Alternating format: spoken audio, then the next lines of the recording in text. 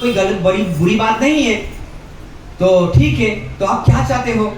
बोला प्रभु विश्व मोहिनी है, वो तो कोई मोहन के गले में ही वर डालेंगे। फिर क्या चाहते हो नारद मुनि? मुझे आप मोहन बना दो।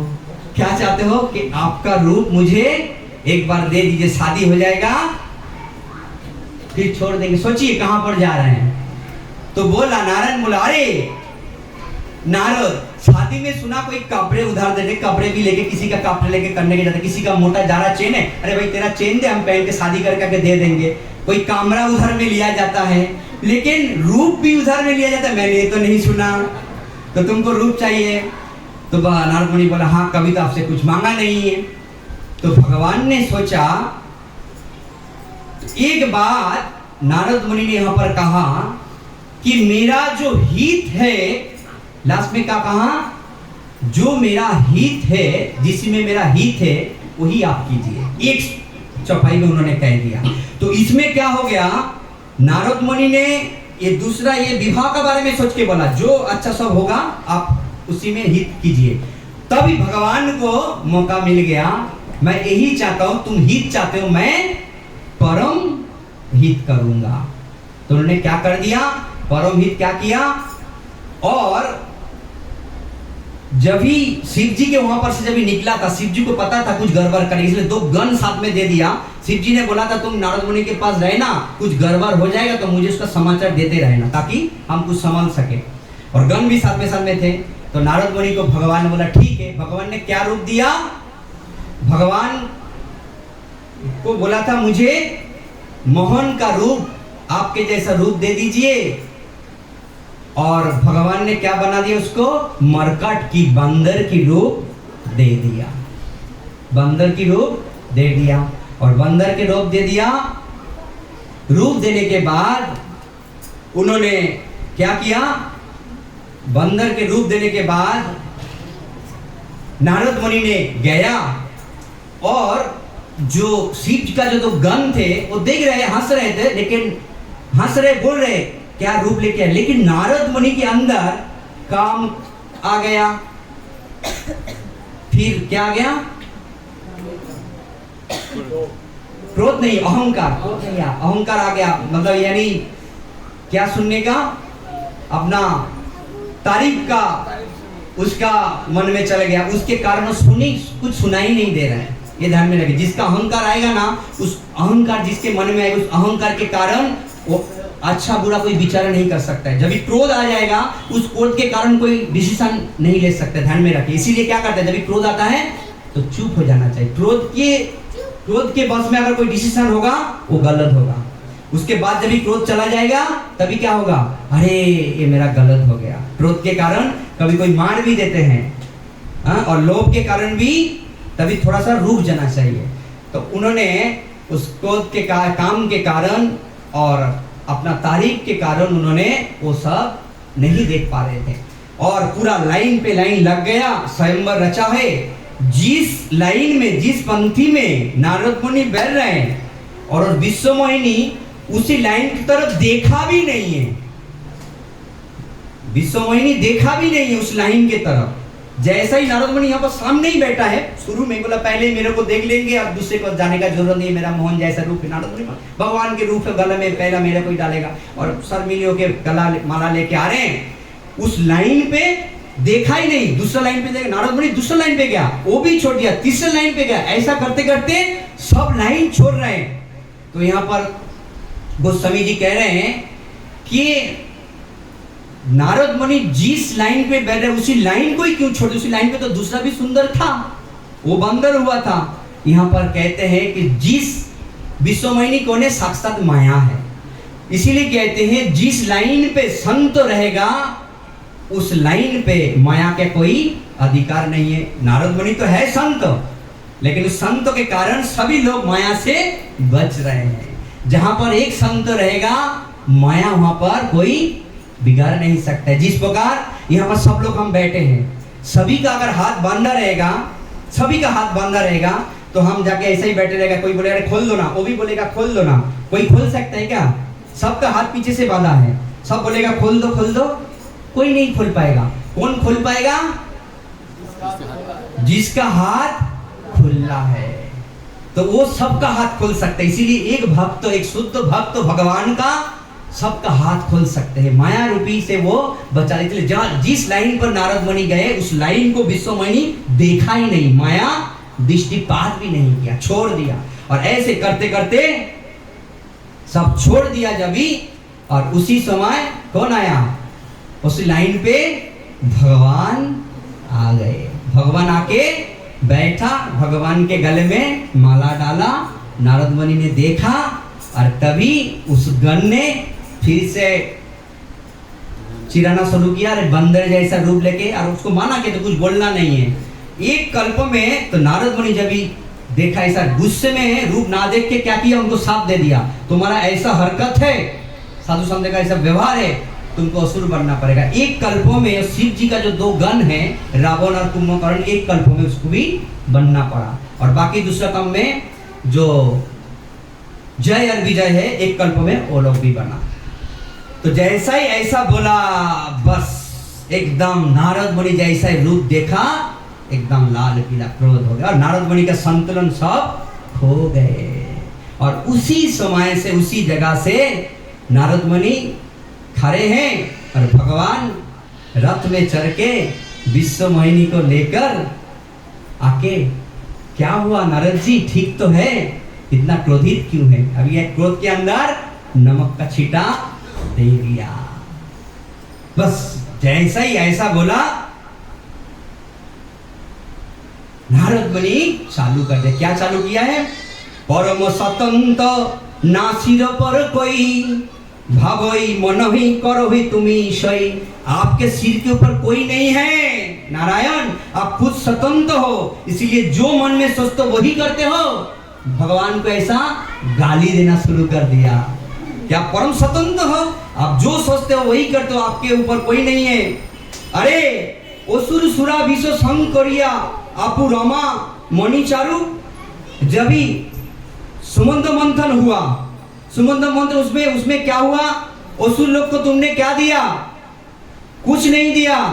और लक्ष्मी आया, तुम खुद लेके चले गए, और विष आया, भोलेनाथ को दे दिए। तो इस प्रकार तुम्हारा व्यवहार है, इसीलिए तुम परम स्वतंत्र कर कुछ भी करते हो। और बहुत कुछ, भले ही मंद मंद ही भलो नहीं कहूँ, विषय में हर्ष हो नहीं ही कुछ धरो। तुम्हारा भलो मंद का विचार करने का क्षमता भी तुम्हारे पास सबका। किसको कह रहे हैं? भगवान को कह रहे हैं।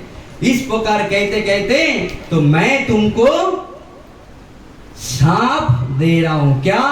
कि सबसे पहले तुम्हारा इस प्रकार व्यवहार, तुमको नर रूप में जन्म लेना पड़ेगा, और तुमने जो मेरा रूप बंदर बनाया, तुमको बंदर के सहारा से ही तुमको चलना पड़ेगा।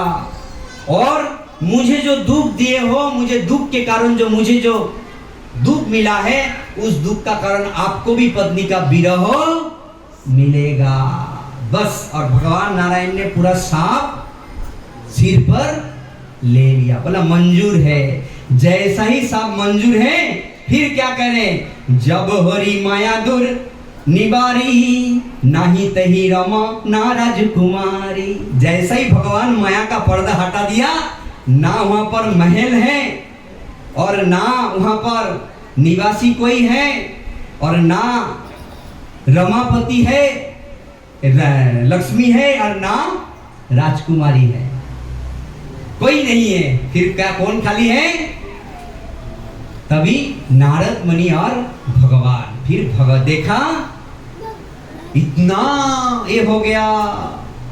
मैं दुर्वचन कहे बहु तेरा, कहो मुनि साप मिटियो किसी मेरा। मैंने बहुत वचन कह दिया, आपको साप भी दे दिया, ये क्यों हो गया?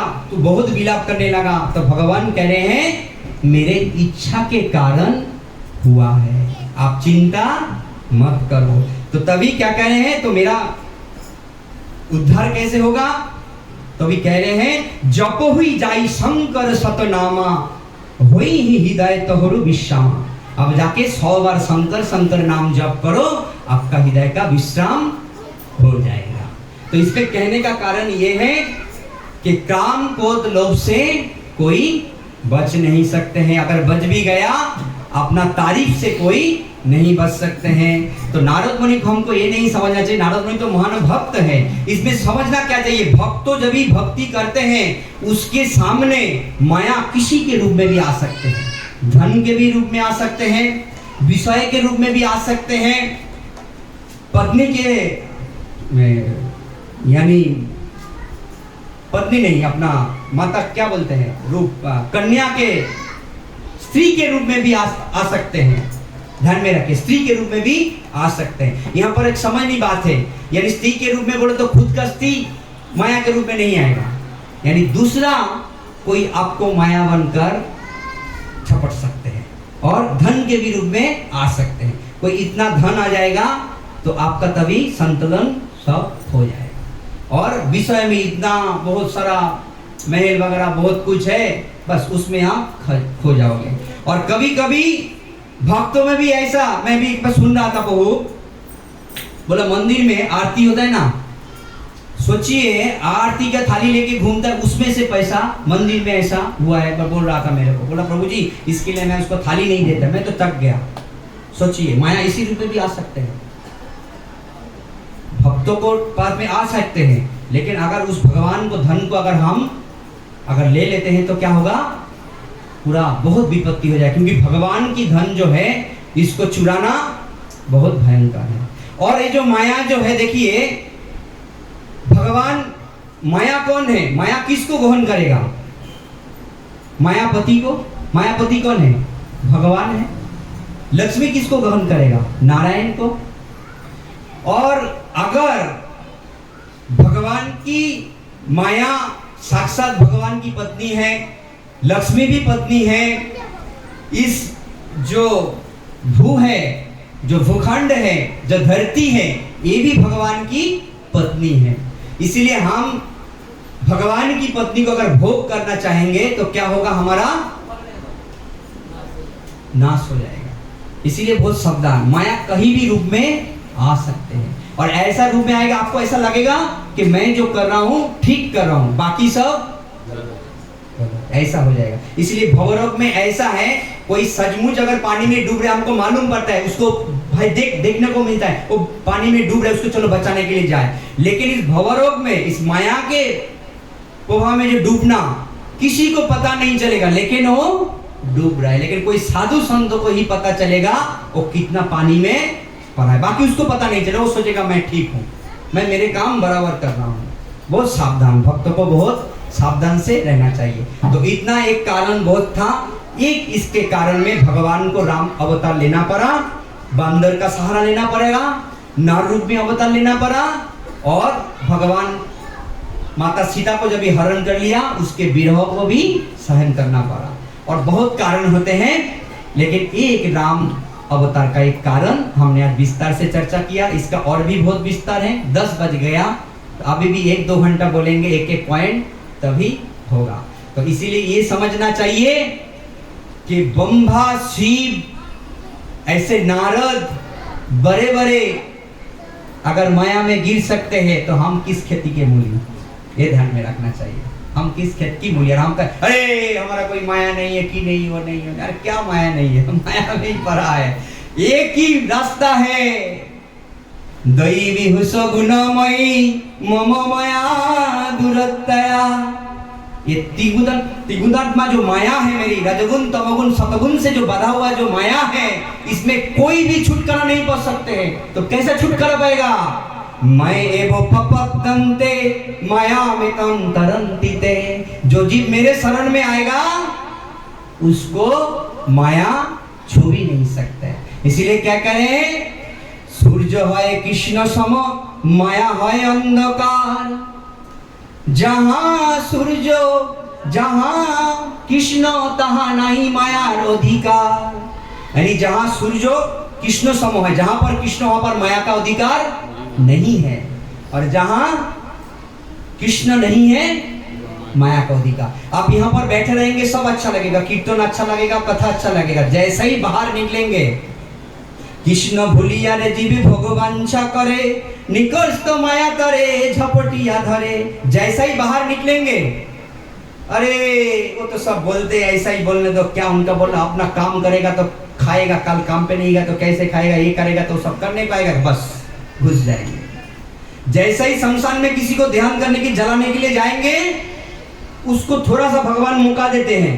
अरे आप जानते जब जिसको मरा जलाते हैं, पर हमारा दारू बम बाबू अच्छा जानते हैं, मार मार के पहला तो नियम था कपाल को पहला मारते हैं, सर को फटाता है और हाथ ऐसा ऐसा करके आ जाता है, पैर आ जाता है, ऐसा मुंह हो जाते हैं। तो इस दृश्य को भगवान जीव को दिखाते हैं थोड़ा टाइम के लिए। वो सोचते हैं अरे इस प्रकार हमको भी जलना पड़ेगा, फिर क्या होगा, ये सब क्यों कर रहे। इसको कहते शमशान वैराग्य। जब तक ये शमशान में तब तक रहेगा, पूरा घूम जैसा रहेंगे, फिर घर में आएंगे, नीम का पत्ता देगा। क्यों नीम का पत्ता देते हैं जानते हैं कोई? यानी जो मर गया तुम्हारे साथ कुछ रिलेशन नहीं है, तुम अभी हमारा नीम के साथ हो गया, तुमको ऊपर जला के फूंक दिया, अभी मेरे पीछे कभी आना नहीं, डिस्टर्ब नहीं करना हमको, इसलिए नीम के जैसा हम हो गया तुम्हारे लिए। नीम के यानी हमारे पीछे कभी आना, इसे डर के कारण नीम का पत्ता खा लेते हैं, इसका कारण नहीं है। तुम अभी हमारे से नीम के जैसा हो गया। इसे ऐसा वही है, उसका सब कारण है। वो कोई अभी नीम का पत्ता तो शास्त्रीय कारण है, अभी कोई उसके साथ नीम चिबा नहीं सकता है, तो उसके साथ थोड़ा चाना दे दो, बात यही है और कुछ नहीं। तो ये सब कारण है। और उसी वैराग्य को कोई अगर पालन करते हैं तो क्या करेगा, वो तभी साधु के शरण में आएगा। तभी क्या करेगा, वो पूछेगा कि मैं कौन हूं, मैं कहां से आया हूं। ये जिज्ञासा क्या जिज्ञासा है, तथा तो ब्रह्म जिज्ञासा।